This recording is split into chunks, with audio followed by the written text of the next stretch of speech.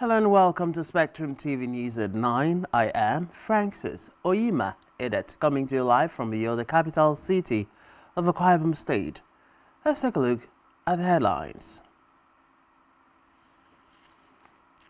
President Tinubu returns to Abuja from Saudi Arabia, Guinea-Bissau.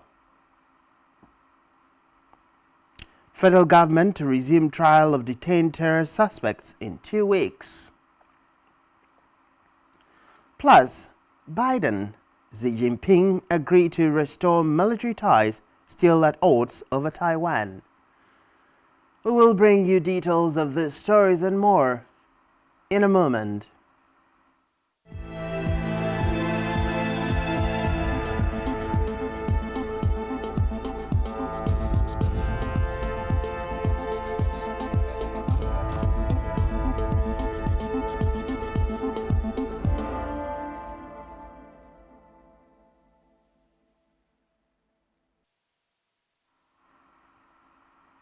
Many thanks for joining us. We begin the news tonight with President Ahmed Bola Tinubu, who has returned to Abuja from his one-week engagement in Saudi Arabia and Guinea-Bissau.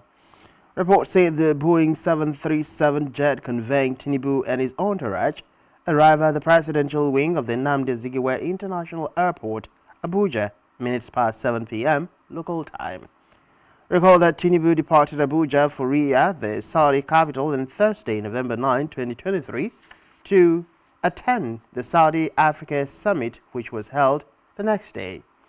While there, the president assured potential investors that their investments are safe in Nigeria.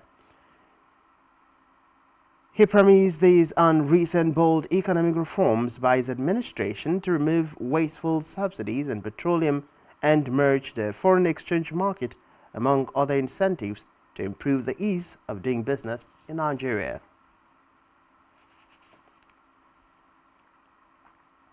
Away from that, the Vice President Kashim Shettima says education and skill development are the answers to Nigeria's hunger and poverty.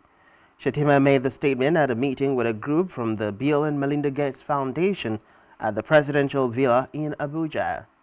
The Vice President emphasized how climate change affects agricultural productivity and how vital it is to implement climate-smart farming practices in order to guarantee food security for Nigeria's expanding populace. He therefore pleaded with the foundation to establish a strategic alliance with the Nigerian government in order to boost the country's agricultural output, enhance nutrition, and fortify the educational system.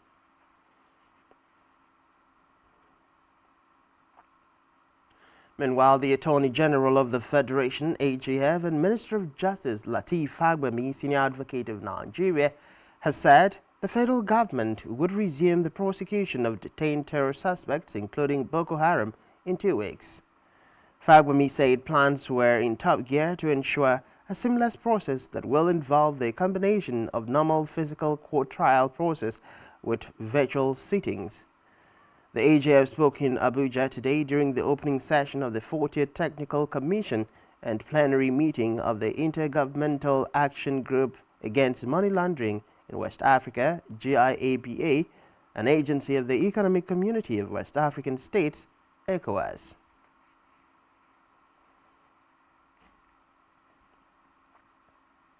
Meanwhile, the federal government has announced plans to establish industrial hubs to accelerate job creation and address rising unemployment in the country.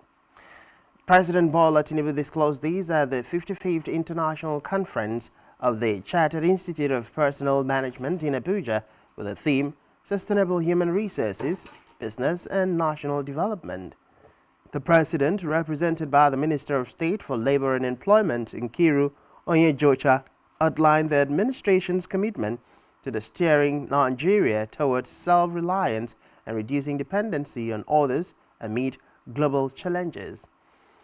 He reiterated the federal government's commitment to end poverty, adding that the industrial hub was deeply intertwined with the government's focus on economic growth and job creation.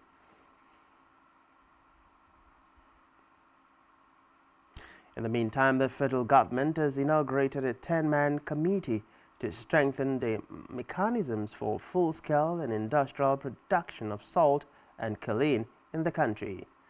During the inauguration ceremony held at the headquarters of the Ministry of Solid Minerals Development in Abuja, the Permanent Secretary Mario Bear said the initiative to explore and exploit salt and kaolin aligns with the renewed hope agenda of President Ahmed Bola Tinubu-led administration. Ogbe urged the committee to come up with other recommendations that would assist the government in taking proactive measures to develop the sector. The Permanent Secretary gave a timeline on or before November 30, 2023 to the committee for the submission of its report, given the urgency of the assignment.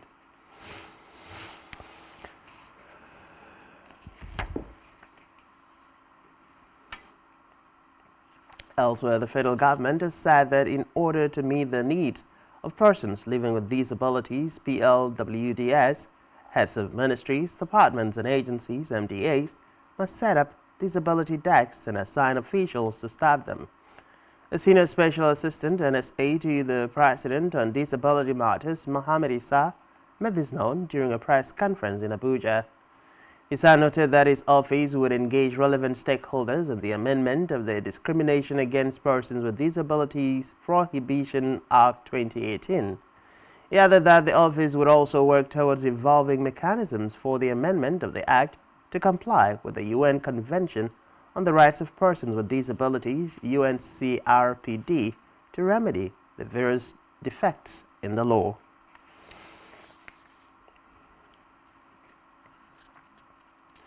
We move to the red chambers, where the Senate has confirmed the nomination of Aminu Maida for appointment as Executive Vice Chairman of the Nigerian Communications Commission, NCC, by President Ahmed Bola Tinubu. This followed the adoption and approval of the recommendation of the Senate Committee on Communications, chaired by Senator Igra Bilbis, by the Senate at plenary. Senator Bilbis, in his report, said that Maida met all the lawful and academic criteria to be appointed as NCC's boss. Meanwhile, Maida had, prior to his nomination for appointment by President Tinubu, served as the Executive Director, Technology and Operations at Nigeria Interbank Settlement System PLC, NIBSS.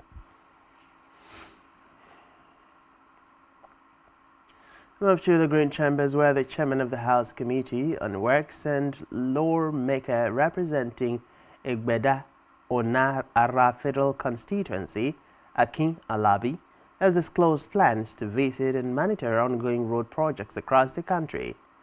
Speaking further, Alabi said the committee is committed to the betterment of the nation's road network and will start visiting major road projects to ascertain its current state.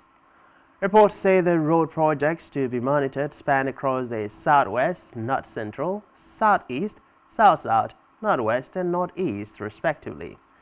Meanwhile, Alabi affirmed that the current administration helps to see the process from beginning to the end.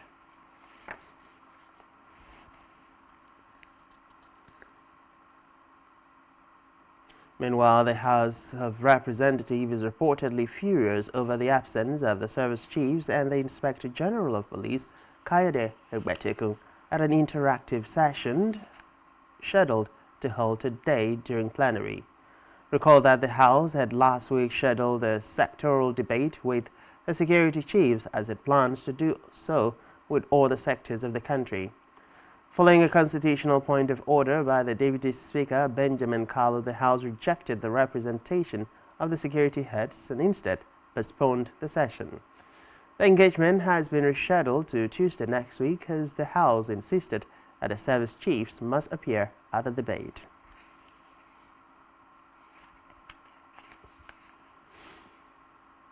In another development, the United Nations Children's Fund, UNICEF, has lamented that Nigeria has a shortfall of 669 local government areas yet to attain an open defecation-free status. UNICEF says it might be impossible to achieve Sustainable Development Goal 6 by 2030 if the government and relevant stakeholders in water, sanitation and hygiene and WASH do not mobilize to ensure that the 774 local government areas of the country become open defecation free. Dr. Clement Adams, the officer in charge of the UNICEF Bauchi Field Office, raised the concern at a media dialogue in Azare, Bauchi State, to mark World Toilet Day. He congratulated the people of Katagum local government area in Bauchi State for becoming the 105th local government area in the country to be certified open defecation free. He observes that the majority of the diseases that afflict people can be traced to poor sanitation, saying that not having enough toilets is endangering both humans and the environment, and that the statistics is not encouraging.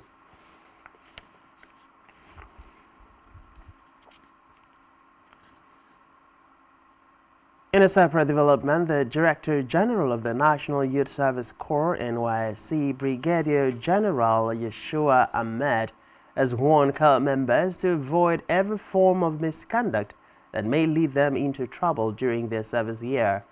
Ahmed also warned that violators of NYSC bylaws and other laws of the country would be sanctioned appropriately. The Director General stated these in his address to corps members during his visit to NYSC Kano State Orientation Camp in Kusala Dam Karaya and Katsina State Orientation Camp. While congratulating them on the successful completion of their courses of study, he added that improper dressing in NYSC uniforms attracts sanctions.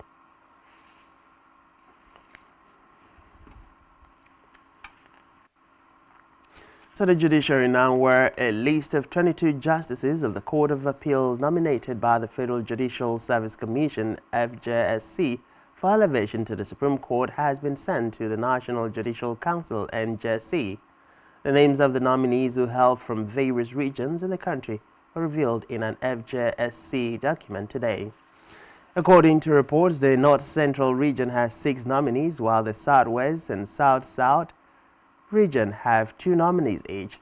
The Southeast region also has 6 nominees, and the Northeast has 2 nominees. The development is coming after the retirement of Justices Amina Agi and Mohammed Datijo, which left the Supreme Court with only 10 serving justices.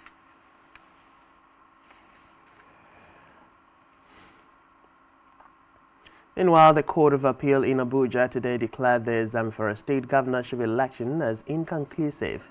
The court also ordered rerun in 3 local government areas: the local government area Amarudun, Benin Magaji, and Bokun. It held that the Zamfara State Election Petitions Tribunal did not consider the evidence provided by the appellants, All Progressives Congress (APC). The court also dismissed the result provided by the APC and the Independent National Electoral Commission (INEC) for Marudun local government area.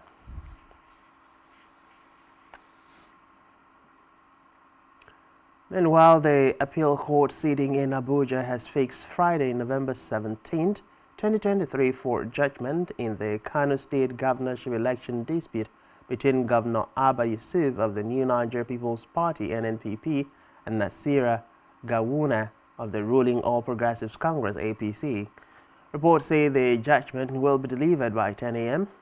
Recall that the court had on November 6, 2023 reserved judgment in the appeal by the state governor Yusuf, who is challenging his removal by the Governorship Election Petition Tribunal. The tribunal had nullified Yusuf's election on September 20th by declaring 165,663 of his votes invalid.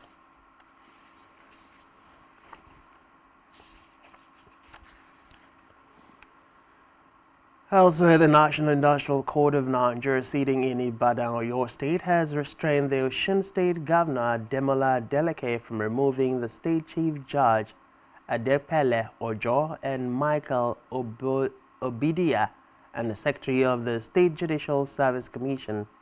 The court gave the orders following 2 separate suits filed by Ojo and Obidia through their counsel Oladipo Olashope. Ojo, in a suit filed by her counsel, had dragged Adeleke before the court and joined in the matter Osun State Attorney General, Osun State Judicial Service Commission, and the State Accountant General. The claimant, in a motion expected dated November 15, 2023, prayed the court for an order of interim injunction restraining the defendants from removing, reversing, or terminating her appointment and conditions of service as the Chief Judge of Osun State, including but not limited to salaries and other pecuniary benefits, pending the determination of the interlocutory application.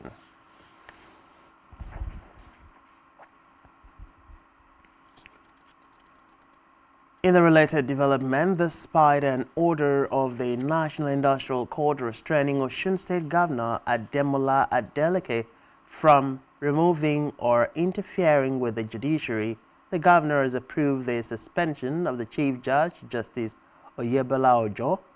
A statement issued by the governor's spokesperson Olawale Rashid today stated that the governor approved the resolution of the House of Assembly asking the Chief Judge to step aside over the allegation of misconduct.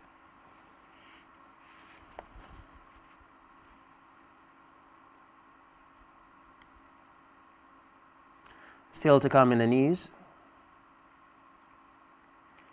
U.S. jobless claims rise to 3-month high. Just stay with us.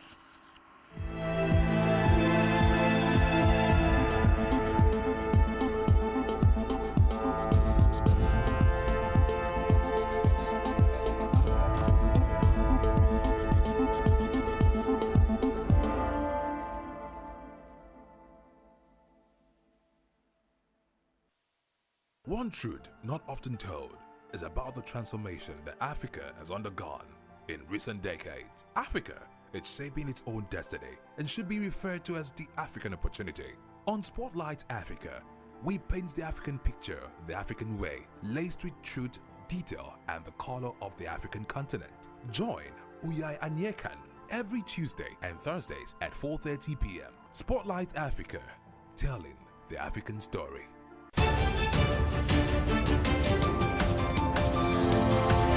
Every day marks a day of significance. That in view of the apology tendered by this former minister who had earlier been cleared by this August Assembly, as we face critical issues, developments and events which shape our social and political landscape here in Nigeria and beyond.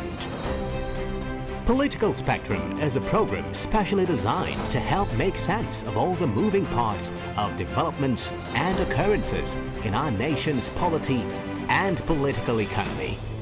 There is nothing wrong with Nigeria, but there's everything wrong.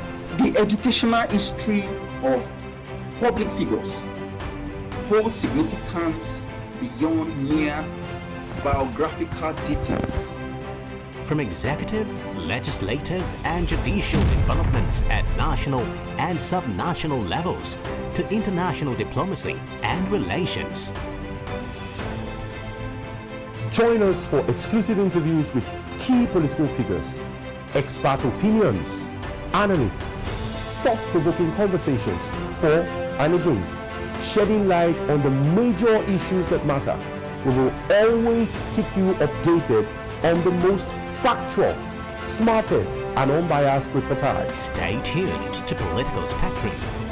Political Spectrum. All sides matter at the round table. Political Spectrum. Exclusive to Spectrum Television. Every society is premised on the quality of relationships forged by its inhabitants. The health of these relationships determines how well people, relationships, organizations thrive and how long they stick together. Join Uyai Anyekan on Connect every Wednesday from 6 p.m. to 6:30 p.m. and on Sunday 2:30 to 3 p.m. on channel 421 on Star Times to catch all the conversations, interviews, real stories and how to navigate relationships and family life in the 21st century. Real people, real faces, real stories. Connect live on Spectrum Television.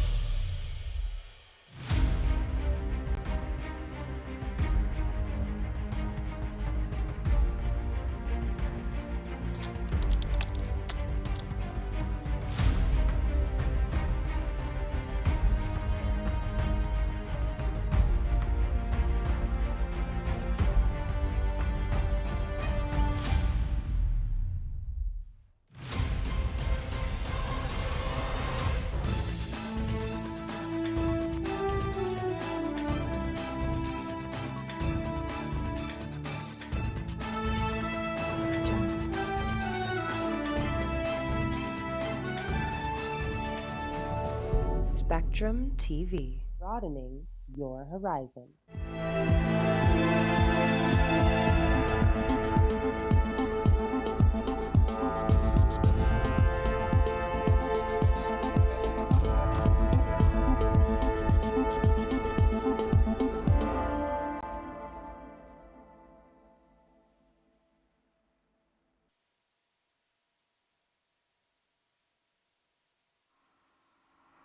Many thanks for staying with us, and now to the rest of the news stories.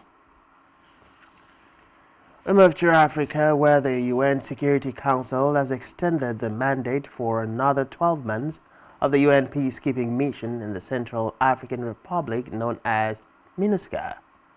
Reports say 14 of the 15 council members voted on Wednesday to renew the mission, asking it to continue advancing reconciliation and durable peace through political, security and institutional means. MINUSCA was also urged to protect human rights and assist in preparations for local elections in 2024 and 2025. Russia abstained from the vote after its representative said the resolution to extend the mandate contained some element which did not reflect the current situation in the country.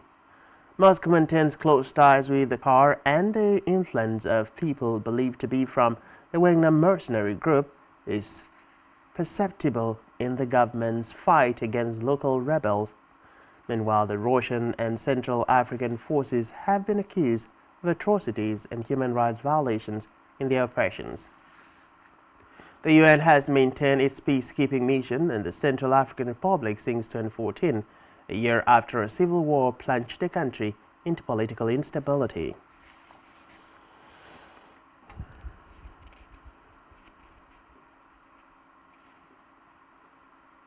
Meanwhile, the row over the Rwanda plan is a reminder of two fundamentals. Firstly, the geography of power in the democracy. Across Parliament, Source Square from the Commons and the Lords stands the Supreme Court. The power of the lawmakers on one side of the grass, the power of the rule of law on the other second.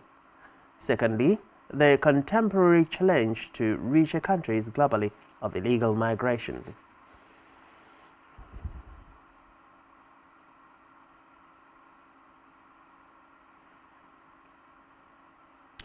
Meanwhile, Niger's military junta chief, who came to power in July, coup officially set up today an anti-corruption commission and a state court.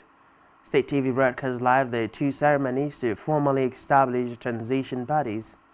Members of the court and commission, two new bodies, sworn an oath in front of new strongman General Abdulrahman Tiani in his first public appearance since leading the July 26 ousting of democratically elected President Mohamed Bazoum.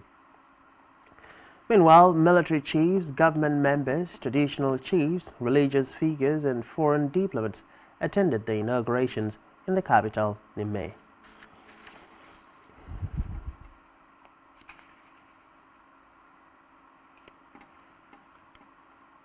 In the meantime, Malawi's President Lazarus Chakwera has suspended with immediate effect all international travel involving himself and all government officials.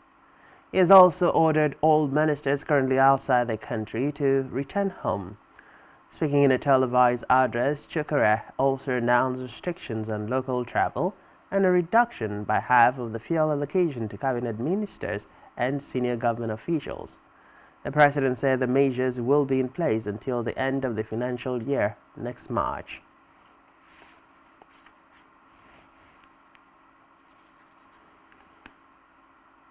Elsewhere, South Africa President Cyril Ramaphosa says his country has referred Israel's government to the International Criminal Court, ICC, over his actions in the Gaza conflict. Ramaphosa noted that South Africa did not condone Hamas's earlier attack on Israel, but were opposed to Israel's ongoing actions, which the country believed warrant investigations by the ICC. Reports say South Africa has been one of the most vocal supporters of Palestinians in the ongoing conflict with Israel.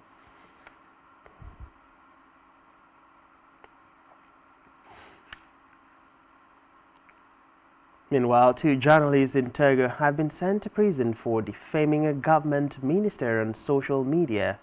Newspaper editor Lois Lawson and freelance reporter Anani Sosal had accused the housing minister of failing to disclose the full details of a burglary at his home. They said the politician reported the crime to the police but did not declare that more than $600,000 in cash was stolen. He subsequently took legal actions against them. Meanwhile, the media watchdog Reporters Without Borders has called for the pair's immediate release.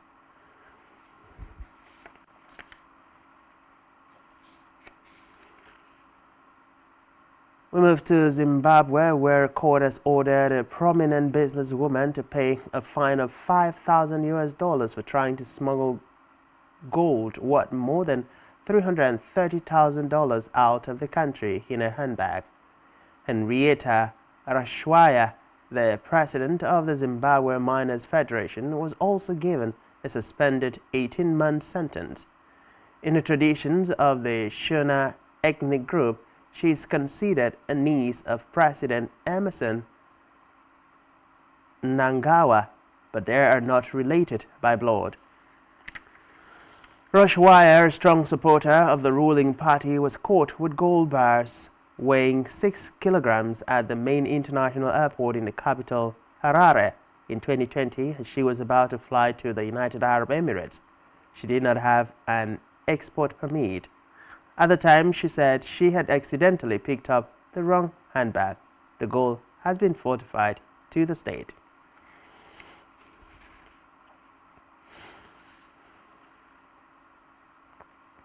On the foreign scene, U.S. President Joe Biden and Chinese President Xi Jinping agreed to restore military communications at their first summit in a year, even as Biden went off script by saying he still considered Xi a dictator.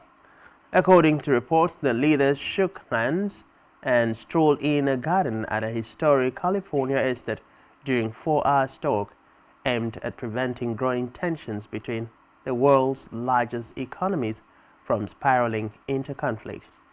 They also agreed that China would crack down on the production of ingredients for the drug fentanyl, responsible for a deadly epidemic of opioid abuse in the United States.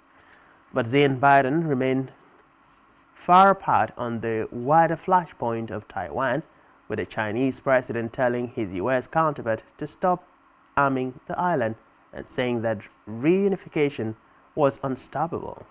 Meanwhile, Beijing claims sovereignty over the self-ruling democracy and has not ruled out seizing it by force.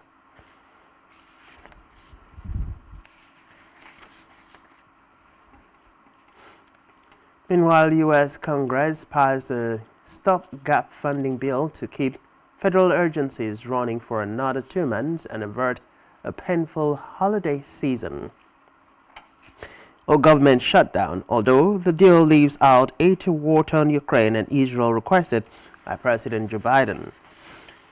3 days before the Friday night deadline, the Senate voted to keep the lights on through mid-January with a resolution that had advanced from the House of Representatives during a week of high-stakes brinkmanship on Capitol Hill. Reports say the last-ditch continuing resolution CR was pitched by new House Speaker Mark Johnson as more than 1 million public workers looked set to be sent home unpaid ahead of next Thursday's Thanksgiving holiday on pending government functions from national parks and air traffic control to federal policy making.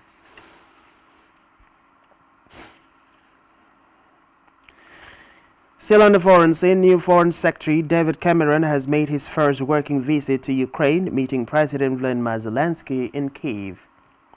Cameron reiterated the UK's support for Ukraine, promising it would be there for however long it takes. He promised to continue Britain's moral support, the diplomatic, economic, but above all, military support. Elsewhere, the Israel Defense Forces IDF has said that the force has taken operational control of the harbor in Gaza City, which is the center of the Strip's fleet of fishing vessels. In a statement, the IDF said the harbor had also been used as a training facility for Hamas fighters. The statement added that the Israeli forces destroyed 10 tunnel shafts as part of the operation.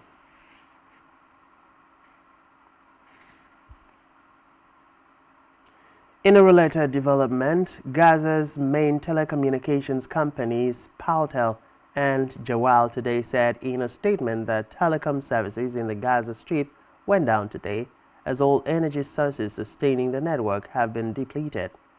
The announcement came after the Israeli army said its troops had taken operational control of the port at Gaza City in the territory's north, showing at least a dozen tanks and groups of soldiers marched on the coast near Gaza City.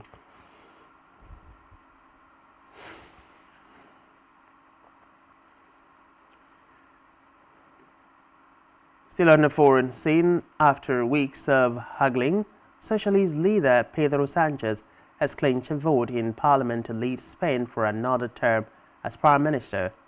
Reports say he secured a 4-seat majority in the 350-seat chamber after sealing an amnesty deal for Catalans involved in a failed bid to secede from Spain. Meanwhile, Sanchez told members of parliament that the amnesty deal would help heal wounds.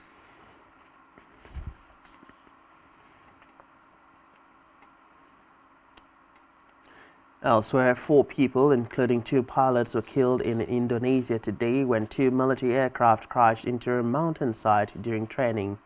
Reports say 2 Embraer Super Tucana planes took off from the East Java city of Malang today before losing contact half an hour later during regular formation training. It said the 2 pilots and 2 co-pilots were found after information from the public about where their planes had crashed. They were found on a mountainside near Mount Bromo in East Java, on Indonesia's most populous island, and the planes were believed to have hit a steep incline. Meanwhile, investigators are not likely to reach the site before Friday, when they will analyze the flight recorders and other data from the planes.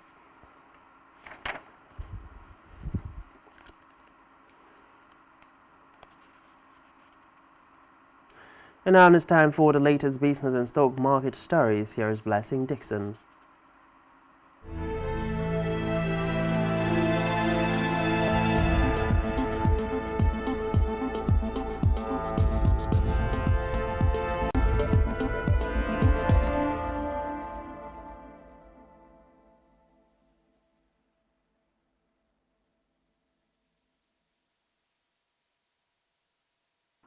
Thank you, Francis Adet. Good evening, it's Business News, and my name is Blessing Dixon. In the news, the number of Americans filing for unemployment benefits rose to 231,000 last week, the highest level since mid-August, and above the market consensus of 220,000. In the meantime, continuing claims rose to 1.865 million the week before, the highest in nearly 2 years, and sharply above market forecast of 1.847 million. In Africa, Malawi's President Lazarus Chakwera has suspended all foreign trips by government officials, including himself. The move announced was part of what he called tough measures to heal the Southern African nation's economy. He also directed all ministers who are currently outside the country to return home and said the suspension will be in place until March next year. The president unveiled a range of measures, including cutting by 50% fuel entitlement for cabinet ministers and senior government officials. Chakwera has faced criticism over his frequent foreign travels, according to local media report. He said he would lead by example by curtailing his travel plans, including cancelling his attendance at the COP28 Climate Change Conference in Dubai later this month. He also directed the Minister of Finance to include provisions for a reasonable wage increase for all civil servants in the mid-year budget review and lowering of income tax on individuals, so workers whose incomes have lost value are helped with a lower tax burden. In Nigeria, the Central Bank of Nigeria, CBN, insisted its monetary policy reforms has impacted the declaration of prices in the country despite the rising inflation rate. Nigeria's October inflation stood at 27.33%, representing an 18-year high. Meanwhile, the Apex Bank's Director of Corporate Communications, Issa Abdulmumin, reacting to the National Bureau of Statistics October inflation figure, said the rate showed that money market reforms are gradually impacting the economy. According to him, the low increase in the average price level in October indicates that CBN's monetary policy stands to tighten and its many market reforms were yielding the desired effect. It's time for the Nigerian Stock Market Report. At the end of today's trading session on the Nigerian Stock Exchange, a total of 483.84 million shares in 6,545 deals corresponding to a market value of 4.37 billion naira were traded. Compared with the previous trading day, today's data shows a 63% improvement in volume, 29% decline in turnover, but a 6% improvement in deals. The current market capitalization of the Nigerian Stock Exchange is 39 trillion naira. 123 listed equities participated in trading, ending with 23 gainers and 32 losers. Deep Capital Management and Trust led the gainers with a 10% share price appreciation, closing at 44 kobo per share. On the losing side, Associated Bus Company came out last with an end-of-day price depreciation of 10% at 90 kobo per share. Regency Alliance Insurance recorded the highest volume of 104 million traded shares. This is all in business news, and back to Francis Adet for the rest of the news. Good evening. Thanks, Blessing Dixon. And still to come in the news, Port Harcourt hosts NBBF Final Four on November 22nd. Do stay with us.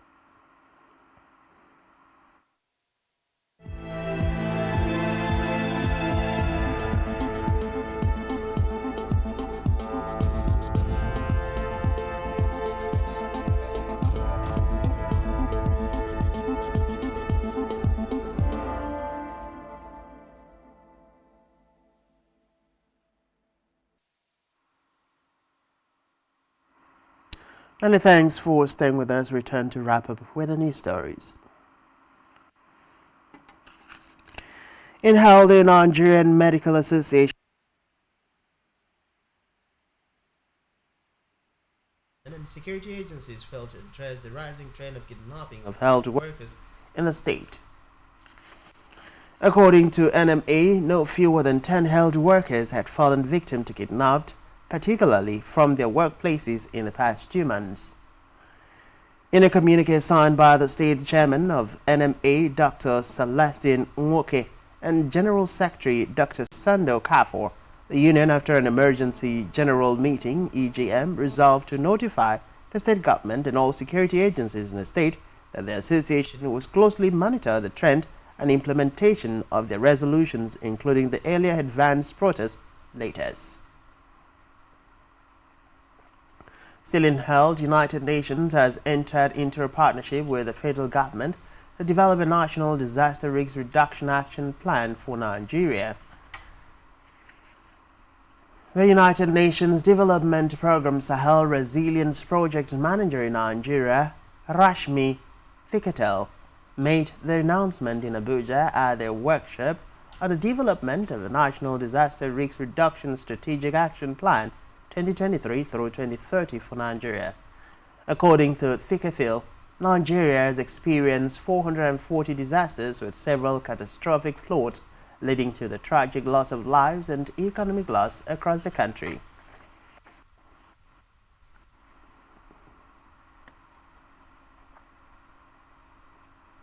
Meanwhile, pulmonologists have said that air pollution and malnutrition must be checked to curb Nigeria's high pneumonia deaths, especially among children and the elderly.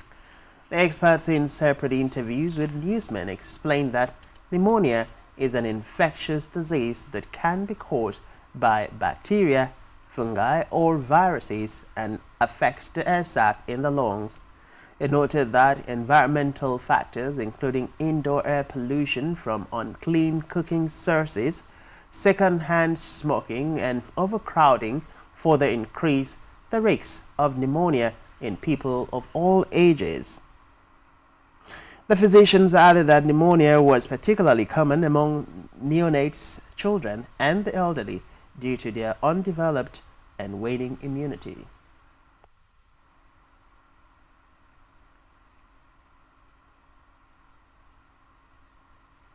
We move now to Utbad David for the latest sports stories.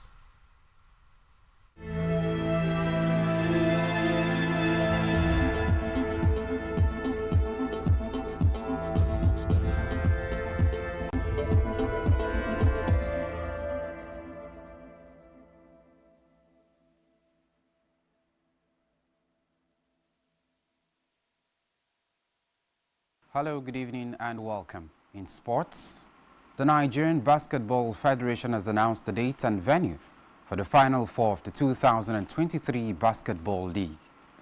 After slugging out at their conference, the quartet of Rivers Hoopers, Nigeria's Customs, Bogo City Chiefs and Hoops are ready for battle for the title in Port Harcourt. The basketball body also announced November 22 to November 26 in a round-robin format.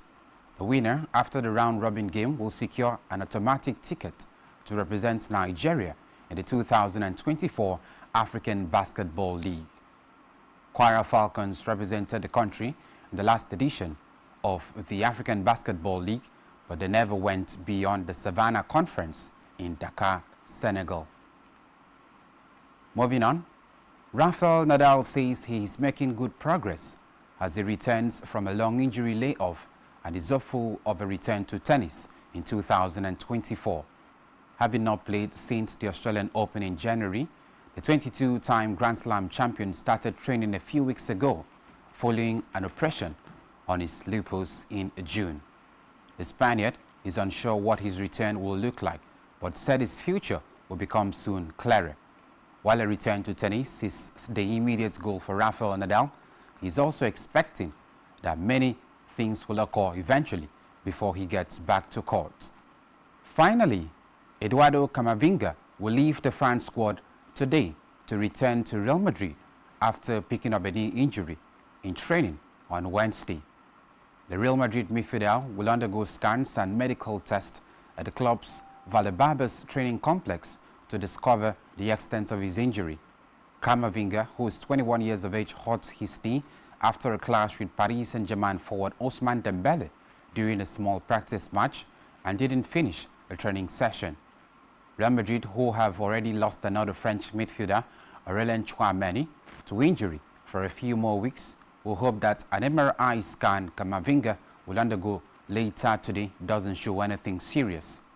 France face Euro 2024 qualifiers at home against Gibraltar on Saturday before visiting Greece 3 days later, but have already secured their place in next summer's finals.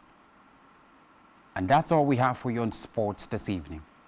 I am Utbad David. Thank you, Utbad David. On our entertainment news, famous singer and entrepreneur Oluwatosin Oluwole Ajibade, also known as Mr. Easy, has revealed his love language.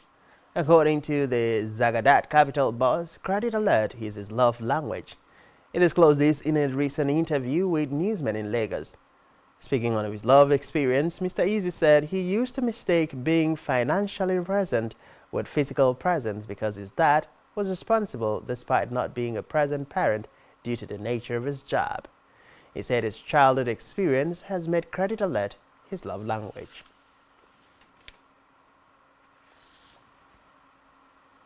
Meanwhile, Jada Pinkett Smith has spoken in defense of her estranged husband, Will Smith, stressing that they will be suing brother Bilal, who levied sex allegations against him. Jeddah revealed this in an interview where she aired her standpoint regarding the claims by Bilal, who claimed that he once walked in on Will Smith and his friend Dwayne Martin having anal sex. She stated that they will definitely be taking legal actions against him for his malicious statement. Pinkett Smith added that Bilal once tried to extort them for some money on the same grounds.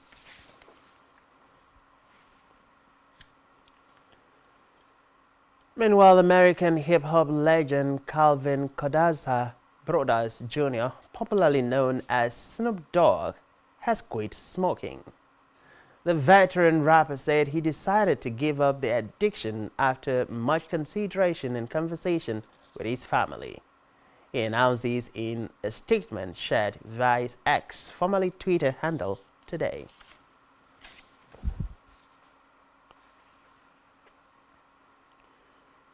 Lastly, in the news tonight, Oscars organizers have said that American comedian Jimmy Kimmel is returning again to host the Oscars for a fourth time. According to the organizers, Kimmel will preside over Hollywood's biggest awards show for the second consecutive year after television ratings rebounded at last year's well-reviewed ceremony. The 96 Oscars will be held on March 10, 2024 at the Dolby Theatre in Hollywood.